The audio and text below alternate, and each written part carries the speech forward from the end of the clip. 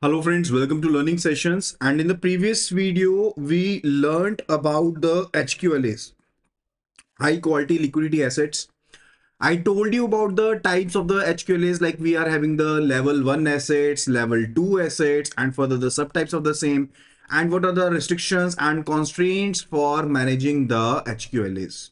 Now, HQLAs are very much important if we are dealing with the LCR, that is a liquidity coverage ratio, which is a ratio related for the short-term resilience of the bank, right? For the 30-day time horizon, the bank is to maintain the 100% of the net cash outflows, and that is to be maintained in the form of the HQLAs, that is high quality liquidity assets. So I hope that you must have gone through the particular video and must have learned the concept. And today we are going to cover case studies related to the HQLA, related to the variance, downside potential, duration, and also related to the BIA, that is a basic indicator approach that is used for calculating the capital for the operational risk, right? So please do confirm the audio video quality at the earliest first of all, so that we can proceed with today's session. And if you are new to the video, and in a way, if you liked our content, or if you'll be liking in our content after watching this video, kindly please do subscribe to the channel and press the bell notification icon so that you get updated for the latest updates. And if you want to get the PDF files, case study videos, kindly do download the application which is available at the link on the screen, that is iibf.info/app. So do the needful and start preparation for the same. So let's start and dive into the first case study related to the HQLAs, that is a high quality liquidity assets, and that's related to the LCR. So it's in a way related to the HQLAs and to the LCR. Is that clear? Right.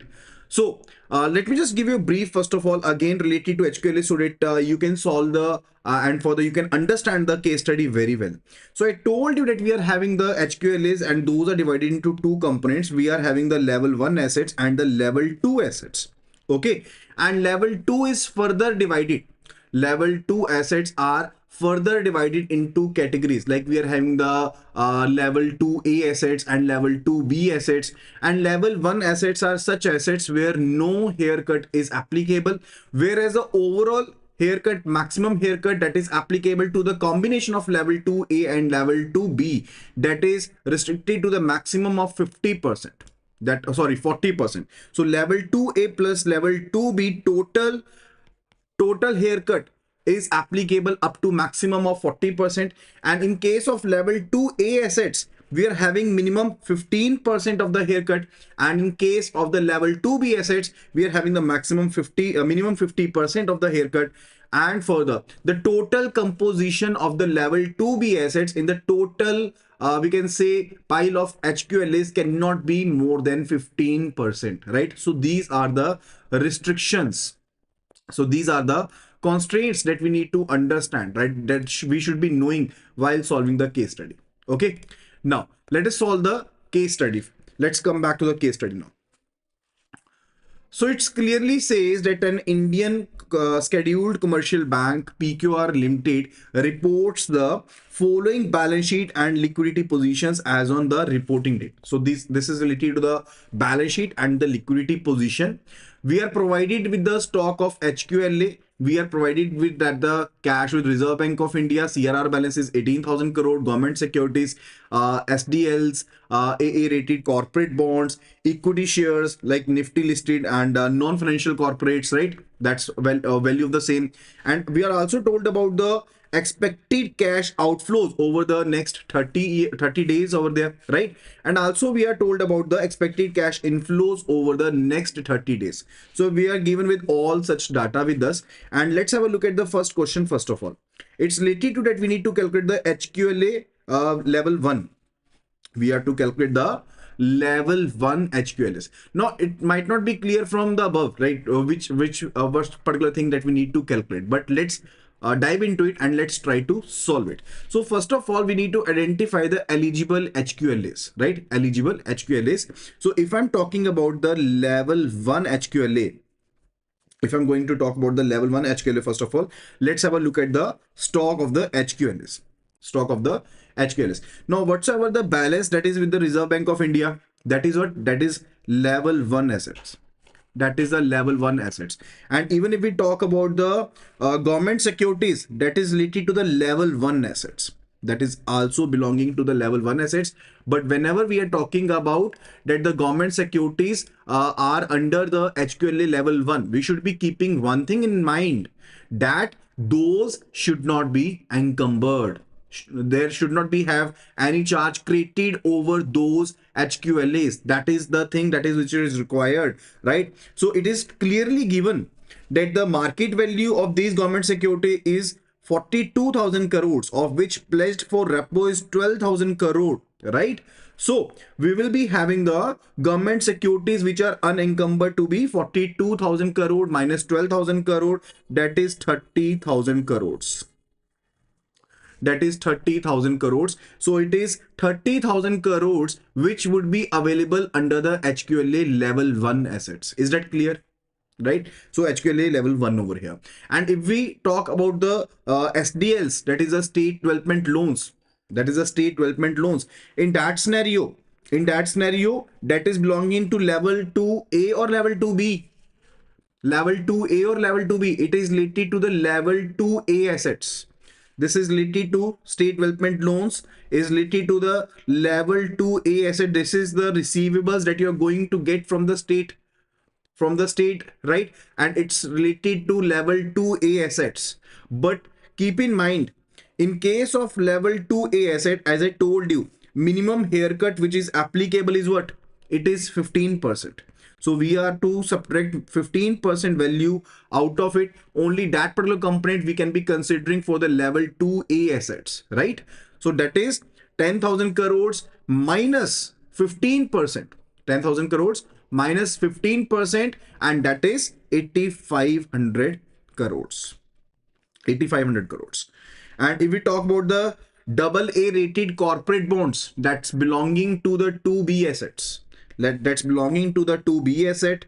And in case of 2B asset, the minimum haircut which will be applicable, kindly do answer at the earliest. I have already told you what will be the minimum haircut which will be applicable in case of the level 2B assets. I told you that in case of level 2A asset, the minimum haircut applicable is 15%. Okay. And in case of level 2B asset, the minimum haircut applicable is what it is? It is 50%, right?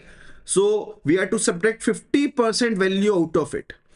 Okay. And also we talked about the listed securities and non-financial corporates. It's also again level 2B assets. These are also the level 2B assets. So both of these components, number 4 and number 5, these are what? These are level 2B assets. Okay. And we have to subtract 50% value out of it. So for AA rated bonds, 16,000 crores minus 50%, that will be 8,000 crore. That will be 8,000 crore. And for the equity shares value, market value, minus 50% value, minus 50%, that will be equal to 4,000 crores, right? So this is the value that we need to consider. So the total level 2B assets would be equivalent to what? Would be equivalent to 12,000 crore. 12,000 crores. But there were some restrictions. And what were those restrictions? The first restriction that was to be applicable, that's related to the total amount of the level 2B assets. Total amount of the level 2B asset. And that is what?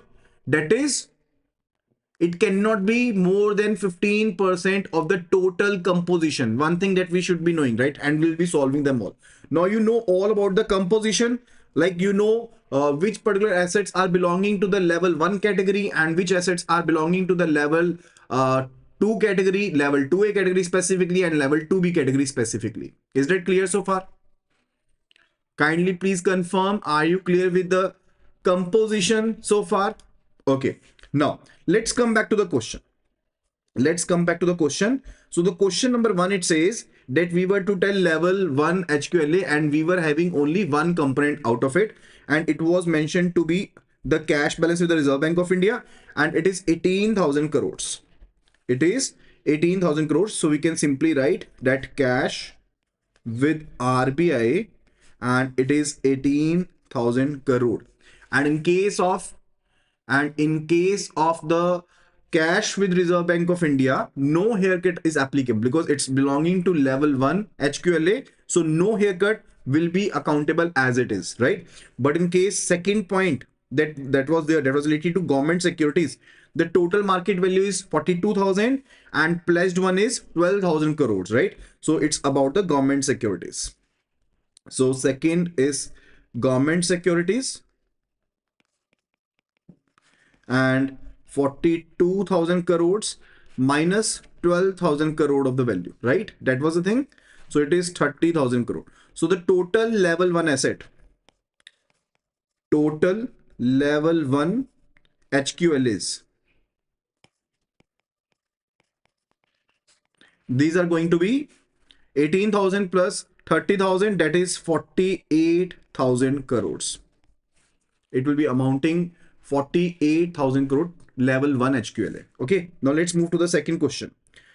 Calculate the level of 2A HQLAs.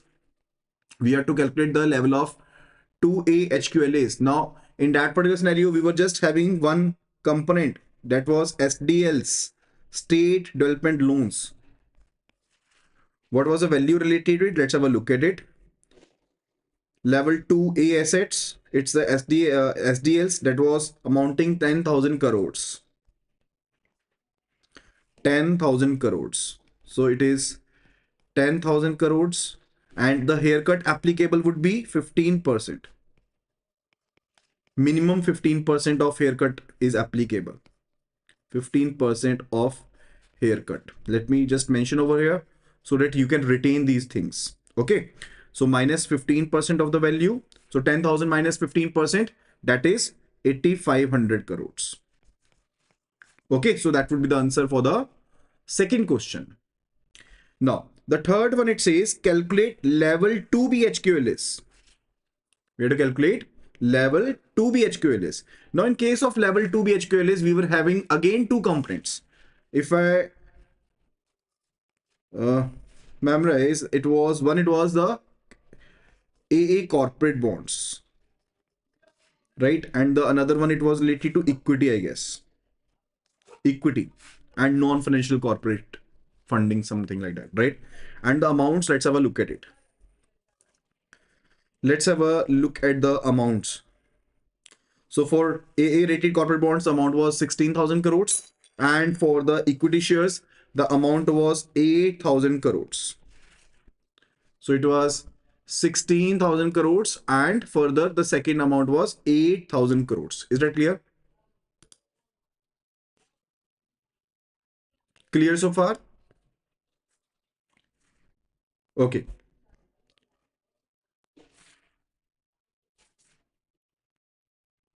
So 16,000 crores and 8,000 crores. 16,000 crore is a value for the AA corporate bonds. And for equity, we were having 8,000 crores of the value, right? And minimum haircut which will be applicable in case of level 2B HQL is, minimum haircut which will be applicable, it is 50% minimum applicable. Minimum which will be applicable, right? So for AA corporate bonds, it is minus 50%, and also for the equity component minus 50%, 8,000 for this and 4,000 for this, right? So it will be equal to what? Total level 2B would be equal to what?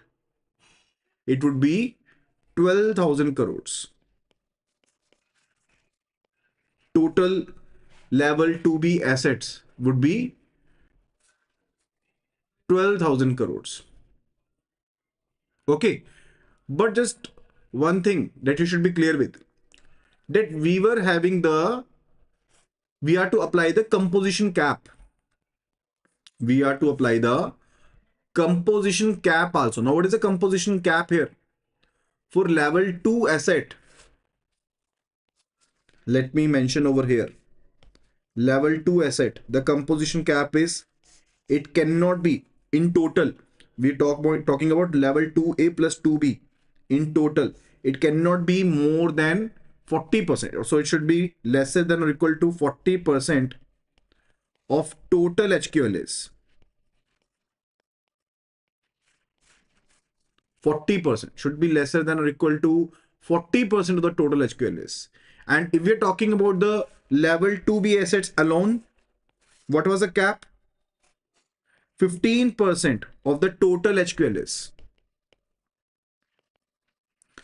Okay, so for the level 2A, level 2B, the cap is 40%, and for level 2B, the cap is what? It is 15% for level 2B. Clear so far? Please confirm. Are you clear with this thing particularly so far? No. We are to solve the eligible HQLAs, final eligible HQLAs we are to calculate, and we are to restrict the values of level 2B assets also. Right?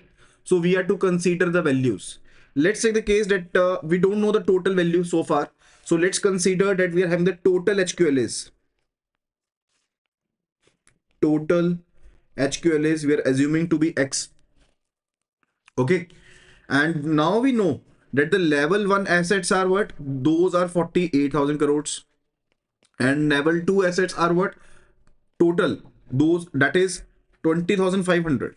Because 12,000 from this one, and from the previous one it was 8,500, right? So the total level 2 assets are 20,500 crores. Are you clear with this? Okay, so now we are having the level 1 assets total, level 2 assets total.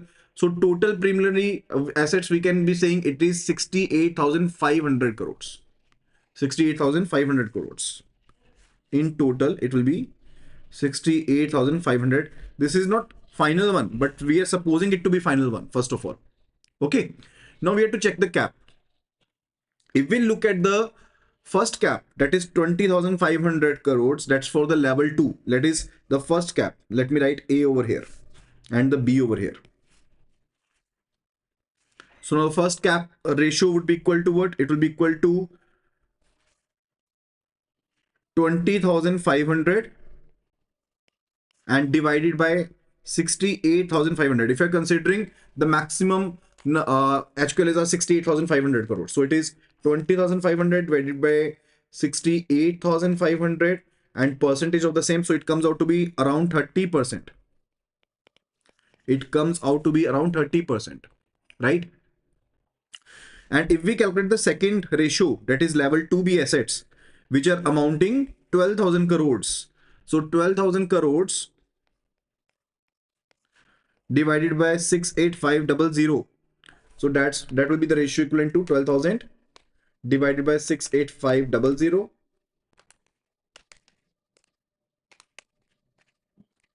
That is 17.5%. So which ratio is out of the capping? For which particular HQLA the capping is not maintained? Do answer. I already told you clearly that for this one is equal to 2A plus 2B. 2A plus 2B. And 2A plus 2B is to be capped around 40% maximum. So this is all fine. This is all okay.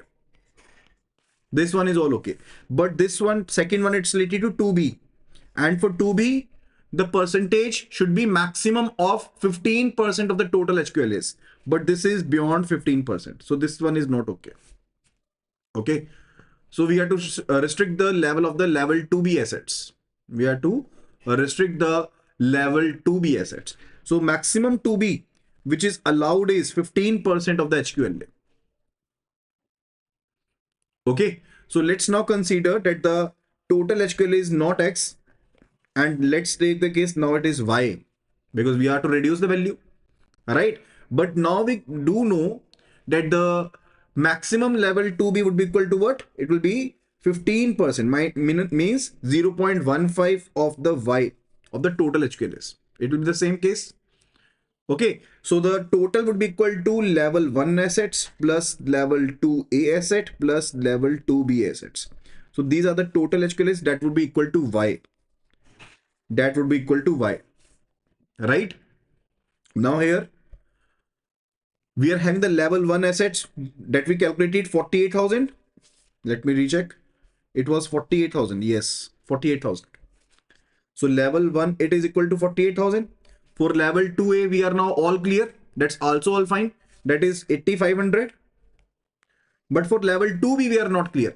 And that is 0.15Y and is equal to Y. Now we have to solve the value of Y. That will be equal to 48,000 plus 8,500. That is 56,500.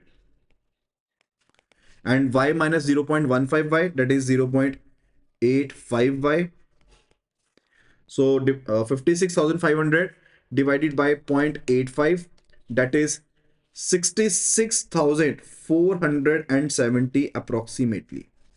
This is the total HQLA level. This is a total HQLA level, right? And level 2B assets would be equal to what? 15% of this. So 66,470 multiplied by 15%, that is 9970. So from here we can conclude that the level 2B asset would be equal to 0.15 or 15% multiplied by 66470. That comes out to be 9970. So the question above was that what is a level of HQLA level 2B? So that is what? That is 9970. Answer is 9970. Clear with it? Please confirm. This was not lengthy. We were just to apply the limits. I made you understand, right? That's why it took some time. Otherwise, it's not lengthy. It will be, you can be solving it just in minutes, right? Just in 1 or 2 minutes maximally. So we calculated the total HQLA 2B now. It is 9970. Now, what is the total eligible HQLAs? Total eligible HQLA. We already calculated 66470. These are the total HQLAs. Right? Level 1 was equivalent to 48,000 crores. Level 2 was equivalent to 8,500 crores. And level 2B was equivalent to 9970, right? That was 9970. Okay, this is how we calculate it. So if you have understood the case study so far, kindly please give this video a thumbs up. If you have understood the video so far, kindly do give this video a thumbs up. And if you're liking our content, make sure to subscribe the channel and press the bell notification icon. Right? Now, let's move toward the next question. It's now related to LCR. So basically we are solving 2 topics from this particular case study. One, it was related to HQLA. Now you have understood every single point related to the HQLA. And now it is related to the LCR, that is the liquidity coverage ratio. Here it is given that we need to calculate the liquidity coverage ratio. Liquidity coverage ratio for the bank. Now, first of all, we should be considering, we are to calculate the cash outflows, the total cash outflows. First thing. Then we'll be focusing on the cash inflows, cash outflows and cash inflows. And then we'll be subtracting them. That will be the net cash outflow. That will be the net cash outflow. So this is what? This is your LCR. This is how you can calculate LCR, because this is a denominator of the LCR, right? So this is what? This is corresponding to the net cash outflows. So the first term is total cash outflows. Second term is total cash inflows. We have to get a difference of the same. That will be the net cash outflow, right? And this is denominator. What is the formula of LCR? If you memorize LCR formula, which is to be maintained minimum at 100% as per the Basel updates and as per the regulator, right? What is the formula? It is a stock of HQLAs divided by the net cash outflows. net cash outflow, right? We have already calculated what? We have already calculated the HQLAs, right? Now we have to calculate the net cash outflow. Okay. First of all, let's have a look at the question now again at the second part. So it says that we are having the expected cash outflow over the next 30 days and everything is given very much clear. Like they tell that runoff is 5%. Means the volatility is around 5%. So we have to separate the volatility out of it. We have to separate the volatility, right? But for outflow, we have to check the runoff factor only. We have to check the runoff factor only. So we'll be calculating this one only. So it will be 90,000 crores multiplied by 5%. So 90,000 multiplied by 5%, that is 4,500 crores. And for retail term deposit, runoff is 10%. So 40,000 crores into 10%, that is 4,000 crores, right? And for the third one, unsecured wholesale funding, non-financial corporates, the runoff is 40%, right? So 40% of 30,000 crore, that is 12,000 crores. Third factor. Fourth one is committed but undrawn credit lines to corporates, 25,000 crores multiplied by 10%, that is 2,500 crores. And derivatives payable, which are net given to be 6,000 and the runoff is 100%, so 6,000 crores.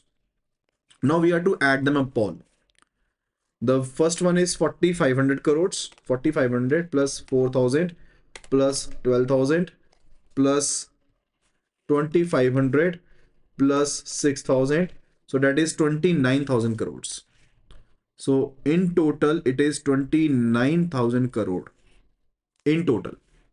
So these are the total cash outflows. Total cash outflow we are talking about. Clear with this? Okay. So we have to just calculate the runoff factor, that what amount can go here and there. Okay. So after that, it's related to the cash inflow. Cash inflow. And it is specifically given that expected cash inflow over the next 30 days, and as per the Reserve Bank of India LCR norms, inflow capped at 75% of the total cash outflow. It is to be capped at the 75%, right? So total inflows, what we are having 20,000, 30,000, 3,000. So total would be equal to 20 plus 30, 22 plus 30, 52, 52 plus 3, 55,000. So total inflows are 55,000 crores, total inflow. But capping is to be done, and capping to the 75% of the total cash outflows. So 29,000 crores multiplied by 75%. 29,000 multiplied by 75%, and that is 21,750, right? So the maximum inflow that can be taken over here, this is 21,750, right? So let's say case if it was 12,000 and if it was 10,000, right? Why these particular figures do matter? Because if the total inflow is lesser than 21,750, then we would have considered the lower value, right? So it's not the case that this value is to be considered. We have to consider the lower value of the total cash inflows or the 75% of the cash outflows. Okay, so that was done. So that's why we solved it, and it came out to be 21,750. So what will be the net cash outflow? That will be 29,000 minus 21,750. So 29,000 minus 21,750, and it came out to be 7,250. It is 7,250, right? Now, if we are to calculate the LCR, what will be the formula? LCR. I told you the formula. Stock of HQLAs. Stock of the HQLAs. What was the stock of HQLA? let's just go back again. I don't memorize what was the figure we calculated. It was 66470. So stock of HQL is 66470, right? And net cash outflow was 7250. I've just mentioned it on my calculator so that I don't forget it. Okay, so it is 7250. We have to calculate percentage. So it is 66470 divided by 7250 percentage. So it is coming to be 917%. It's coming out to be 917%. Right? So this is how we can calculate the LCR. Is that clear to you? Please confirm. So just in 30 minutes, we learned about the two major concepts. One, it is related to the HQLA, and the other one, it's related to the LCR, liquidity coverage ratio, right? And LCR to be maintained at what percentage? It is to be maintained at 100%. So the bank is actually following the guidelines, right? Minimum percentage is to be maintained at 100%. Maximally, the bank can be maintaining any number of the percentages or any percentage of the LCR. No worries in that. So that is how we can solve such questions if those type of questions are being asked in the exam. So do not just look at the case study that the huge texts are there or something like that. You should be paying attention toward the concepts, right? So if you have liked the concept so far, if you're able to understand the concept, do give this video a thumbs up. Do like this video and share this video with your friends and colleagues who are preparing for the CAIIB 2026. Now we have solved one question, and now the other case study that we are going to solve is related to the basic indicator approach. I have committed to you that there will be session on 9:30 a.m. on Sunday, and we are taking that particular session. And the second case study that we are going to solve today, I told you that one case study will be solving on HQLA and the other on the basic indicator approach. But let me tell you that we'll be solving another case study that is going to be related to the VAR, that is from the chapter 1 of the module B. We learned about the VAR somewhat. That will also be covered under the chapter number 3 or chapter number 4, right? But it's very much important. Okay. Now, let's solve another case study. So it says that the following data relating to the bank is given. Estimate the likely capital funds required by the banks as on 31st March 2020, taking into account the Basel considerations, implementations of the Reserve Bank of India. Risk-weighted assets of the credit risk likely to be 72,565 crores, and capital allocation for the market risk is 150 crore, and for operational risk gross income of the bank is 4,000 crores as on 31st March 2018, 4,500 crores as on March 2019, and 5,000 crores on March 2020. So we are provided with such data and we have to solve the questions based upon it. So the first one, it says, as per the Reserve Bank of India directives, what is the minimum capital adequacy ratio and the tier 1 capital the bank is required to maintain as on 31st March 2020. So the first one, it says that as per the Reserve Bank of India, as per the Reserve Bank of India, minimum capital adequacy ratio and tier 1 capital, what the capital the bank is to be maintaining. Anyone, if you can answer me for the same, because I have already conveyed the idea to you that how we can be solving such questions. In the last video also, we solved a question related to the capital one, right? So if you're having any idea, please try to answer. The more you'll be able to participate, the more you'll be memorizing. So it's very much easier to retain, right? So I told you about the different components of the capital.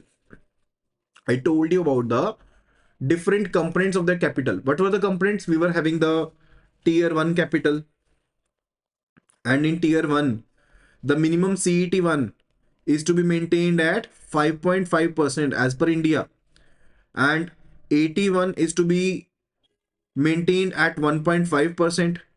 Tier 2 is to be minimally maintained at 2%, right? So the total minimum capital is to be maintained is 9%. It is 9%. And for tier 2 capital, it is 2%, right? So total tier 1 capital would be what? Total minimum CET1 is 5.5%. And for the tier 1 capital would be 7%, because tier 1 is equal to 5.5 plus 1.5. So it is 5.5% and plus 1.5%, that is 7%, right? That is to be maintained. But just keep in mind one thing, that here they have told us the capital adequacy ratio, minimum capital adequacy ratio. So minimum capital adequacy ratio is 9%. Not about the CET1. They are talking about the minimum capital adequacy ratio. So it will be 9%, right? And let me just tell you that in case of the Basel guidelines, we are not just to maintain the CET1, AT1 and others, we are also to maintain the CCB, right? But whenever it is asked in the question about the CAR, we have to just worry about the first two components. That's tier 1 capital and tier 2 capital. We are not to consider CCB, triple CB a part of it. Those are to be maintained separately, right? Those are to be maintained. That's mandatory. So that the banks are to maintain 2.5% of the CCB, capital conservation buffer. But that's not the part that we are to involve it under the CAR. Okay. Second one, based on the gross income as above, calculate the capital charge for the operational risk. Capital charge for the operational risk. Now, whenever it's related to the capital charge for the operational risk, and specifically in the question it is given that the bank is to follow the basic indicator approach, that is a BIA approach. The banks are to follow the basic indicator approach. And when the banks are following the basic indicator approach,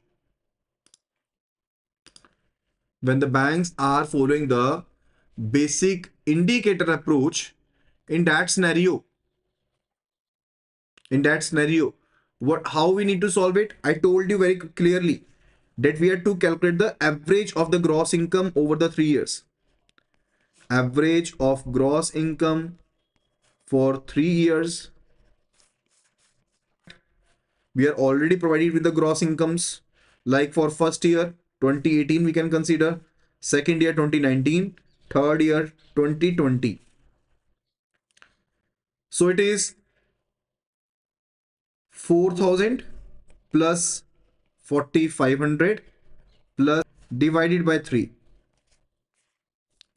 So the gross income would be equal to, 4,000 plus 4,500 plus, and it comes out to be 4,500. So the gross average income is 4,500. It is 4,500, right? And the step 2 would be related to what? As per the Reserve Bank of India. It is fixed at what percentage? Alpha. The alpha value is fixed at what percentage? It is fixed at 15%.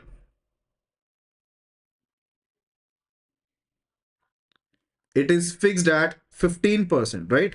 So the average value we calculated, gross income, it is 4,500 crore. Then we multiplied it with the alpha, that is fixed at 15% as per the Reserve Bank of India. So that is a capital charge for the operational risk, coming out to be 675 crores. 675 crores.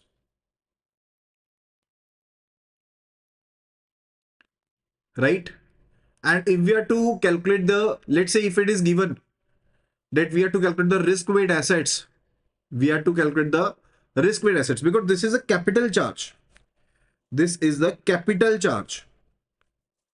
Right? We have calculated the capital charge here. And if we have to calculate the risk-weighted assets for the operational risk, what would be that? If we were to compute the risk-weighted assets for the operational risk, in that scenario, we will be multiplying capital charge with 12.5. So capital charge is 675, multiplying it with 12.5, and that would be equal to what? That would be 8437.5. We have to maintain the capital of 675 crore for the operational risk. But if it is asked in the question anyhow that we are to calculate the risk weight assets, it would be the capital charge is to be multiplied by 12.5, and that will be 8437.5. 8437.5. Okay. The next question. What is the total capital funds requirement of the bank for covering the credit risk as on the March 31, 2020 to comply with the Basel III norms? Total capital funds we are talking about now, right? We are talking about the total capital funds here. Now let's have a look at the question statement first of all about the capital risk. Credit risk, sorry. For credit risk, we are provided with the risk weight assets. Those are mentioned to be 72565 crores. 72565 crores. Okay. So we can simply mention RWAs at 72565 crores and minimum 9% of the capital adequacy ratio is to be maintained. So 72565 multiplied by 9%, that is 6530. So the total capital funds which are required to be maintained for the credit risk, it would be 6530 crores. Right? But this is representing the minimum capital.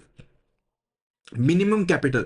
But because in the question we are not given with the capital data of the bank, if we are provided with the different components, then we would have calculated like the maximum capital, but we are not provided with such data in the question. So we'll be limiting it to the minimum capital requirement, right? So this is how we can be solving. Further, what is the total tier 1 funds requirement of the banks for covering the credit risk on as on March 31, 2020? Total tier 1 funds. What is the amount of the total tier 1 funds? Now the tier 1 funds are to be maintained at what percentage? The tier 1 funds are to be maintained at 7%. CET1 and 81. Minimum at 7%. Right? So what would be it? It will be 72565 multiplied by 7%. 72565 multiplied by 7%, that is 5079. 5079.5. This much capital is to be maintained for the risk-weighted assets. Okay. But let me just reiterate the same. If the in question they asked that the if in question they would have asked what is the minimum CET1 to be maintained, then what percentage you will be calculating? Kindly do reply in the chat box. If it would have been related to the minimum CET1, then what capital the bank was to maintain for the credit risk I'm talking right now? It will be 5.5%. If you would have calculated 5.5%, then you must have calculated the wrong answer. Why? Because CET1 is to be maintained in the form of CCB also. So we have to add another 2.5% to it. So it will be in total 8%. And what will be the answer? 72565 multiplied by 8%, it would be. That is 5805 crores. 5805 crores.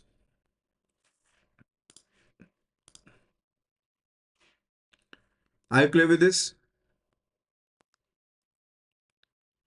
Please confirm at the earliest. Are you clear with this particular part, component? Right? So this is how we are to calculate the things. So that was the second case study.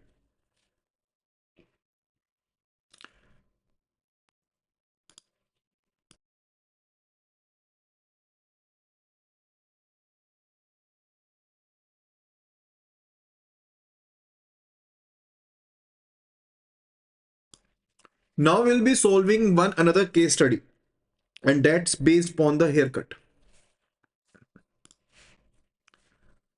One more case study, but that's based upon the haircut, right? Now, what is haircut? The reduction in the value is haircut.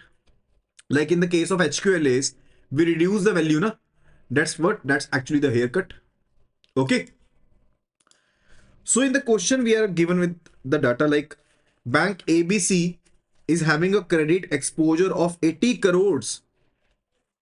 Credit exposure of security, financial collateral security of A plus rated bonds 40 crores issued by the public sector bank, public sector undertaking of India, right? And the period of this exposure is given to be 4 years. Period of the exposure is given to be 4 years, be 3 years. The exposure is for literal, right? And the financial security is basically mentioned to be a credit risk mitigant.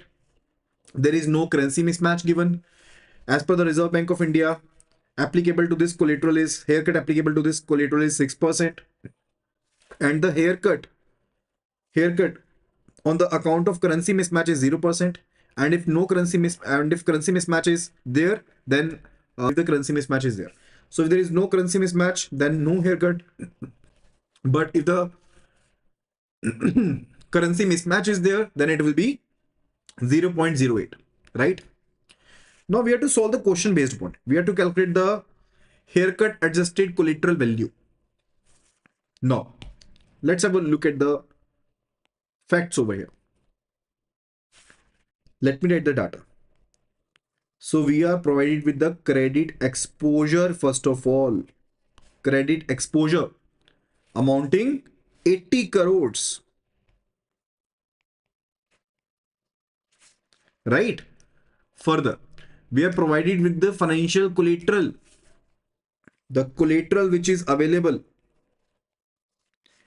that is amounting 40 crores. And the haircut which is applicable as per the Reserve Bank of India given in the question itself has is related to the exposure value. Exposure value. Total exposure value. Could be negative also. It could be negative also. So we have not reduced the value. Please confirm the audio video quality at the earliest. I think that you are facing some issues. Please confirm the audio video quality.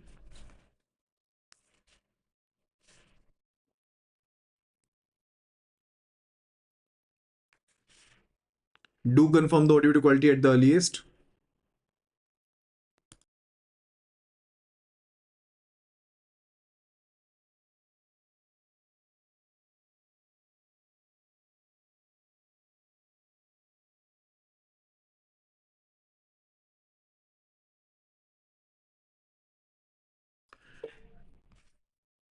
Now it's working all fine, right? Now let's move forward. So I told you that we are provided with the function over here.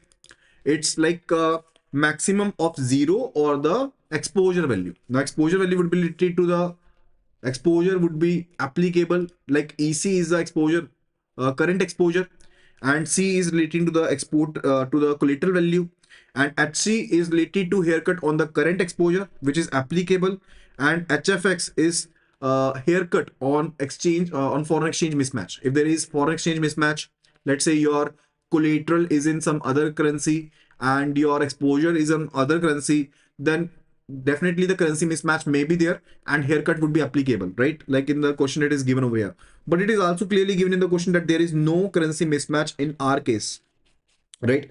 So we won't be considering HFX over here, but other things that we need to consider, other things we have to consider. Okay, now solving the question number 1, we are having the credit exposure of 80 crores, but the collateral is 40 crore, and we are considering in the question number 1 haircut adjusted collateral value. So for haircut we are having for the collateral we are having the value 40 crore. We are talking about the second figure after the minus sign, about this one. We are talking about this one, right? So C is 40 crore and 1 minus HC. Now HC is haircut which will be applicable, given to be at 6%. Now 6% is decimal is equivalent to 0.06. So it is 0.06 and we are having no currency mismatch. So HFX is 0. So this is what we need to calculate. So 40 into 0.94, that is 37.6 crores. So it is 37.6 crores. Okay. So the answer number 1 will be 37.6 crores. Now let's move to the question number 2. It says calculate the haircut adjusted collateral value after the maturity mismatch. Now we are having the maturity mismatch there. We are actually having the maturity mismatch because it's given in the question that the period of exposure is 4 years, but residual maturity of the collateral is 3 years. It is of 3 years. So adjusted collateral value, if the maturity mismatch is there, formula is very simple. Let me just write the formula. That is a adjusted collateral value, and that is equivalent to collateral value after the haircut, right, multiplied by small t minus capital T and small t minus Tm. Now T is what? T is related to what? Exposure of the, it is a exposure of the collateral or something. 4 is related, T is related to what? Small t is the period of exposure. T is exposure period. And what about the capital T? It is a exposure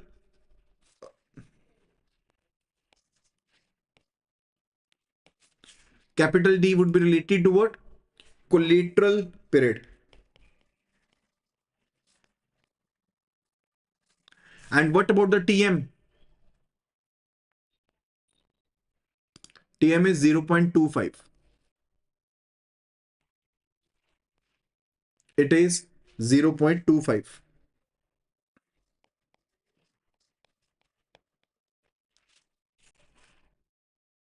Okay. So adjusted collateral value would be equal to 37.6 multiplied by small t, that is 4, and capital T, that is 3, small t again 4, and TM is 0.25 here. It is 0.25. Now TM is actually the value which is prescribed by the Reserve Bank of India. Okay, it is prescribed by Reserve Bank of India. And if we talk even about the small t, even if we talk about the small t over here, right, that is a maximum maturity cap. This is the maximum maturity cap, and maximum maturity cap would be equal to, let me mention over here, this is important one. Maximum maturity cap, this is right, and the maximum maturity cap is equivalent to, either we have to consider the minimum of it, either it would be the actual maturity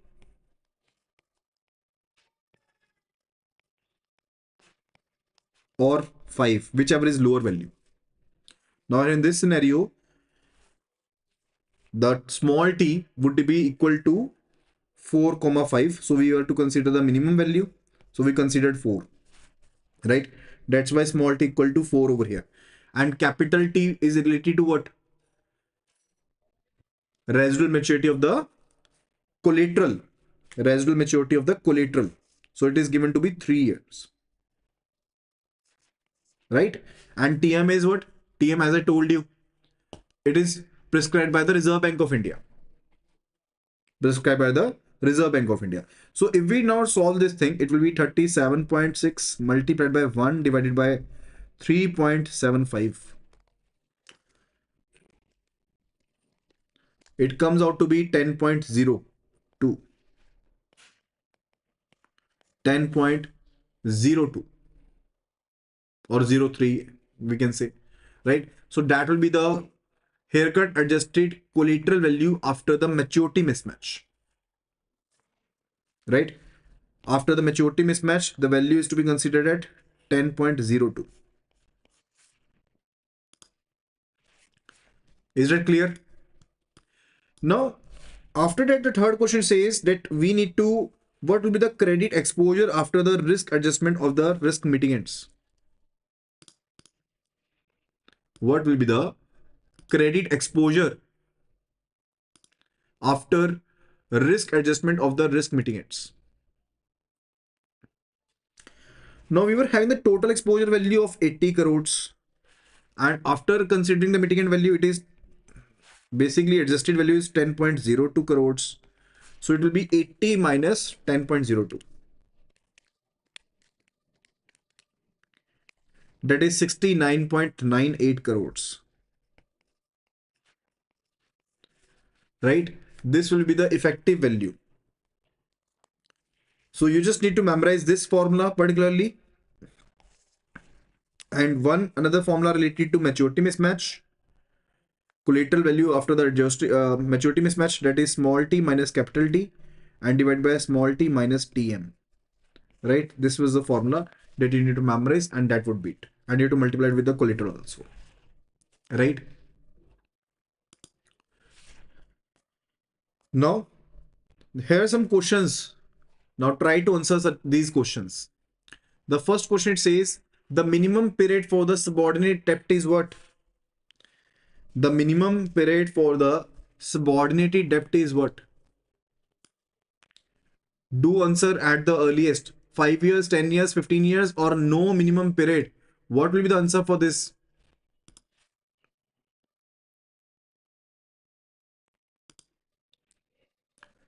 So the minimum period as per the Basel III guidelines, capital regulations, it is 5 years. It is 5 years. For the subordinated debt, it is 5 years, and it is applicable under tier 2 capital. It is applicable under the tier 2 capital. Right? Further, the second question, it says which of the following is the correct statement under the same under the given question statements? BCBS has formal supranational supervisory authority due to which its decisions are implemented across nations. BCBS conclusions have legal force. BCBS formulates board supervisory standards and guidelines and recommends the statement of best practices, all of the above. Which one be the correct answer? First of all, see, BCBS is not having any kind of formal supranational supervisory authority. So option A is not correct. BCBS decisions do not have any legal force as it is. The regulators are mandatory to obligated with it, but not having any legal force. And the third one, BCBS formulates the board supervisory standards and guidelines. Yes, absolutely true. That's true. So option C is the correct answer. Right? So that will be all related to this video. I hope that you must have understood the concepts. The next video will be there tomorrow at 9:15 p.m. in the evening, right? So make sure to watch all the videos and do subscribe to the channel, press the bell notification icon, and do share this video with your friends and colleagues who are preparing for the CAIIB exams. Happy learning.